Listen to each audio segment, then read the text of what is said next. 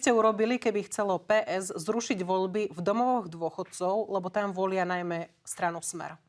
Je to samozrejme nepriateľné, ale máme veľmi pokrývané viaceré voľby, viaceré typy volieb a je najvyšší čas, aby sa otvorila diskusia. Voľby zahraničia môžu ovplyvniť ako ich nejaké parametrické zmeny, lebo oni sa nerušia, oni sa len menia parametricky, maximálne jeden mandát. Čiže celý ten hluk alebo krik okolo toho je absolútne neadekvátny. Spolupracovalo by Progresívne Slovensko radšej s Igorom Matovičom alebo Richardom Sulíkom?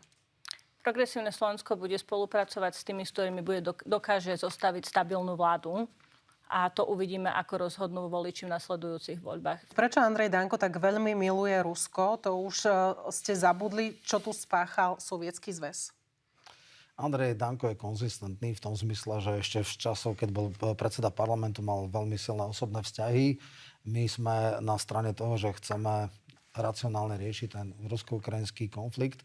Nemyslím si, že sme nejak nekriticky voči Rusku, len sme politicky realistickí a neklameme ľuďom. Slovensko v dlhodobom a strednom horizonte by malo mať korektné vzťahy s Ruskou federáciou. To je všetko.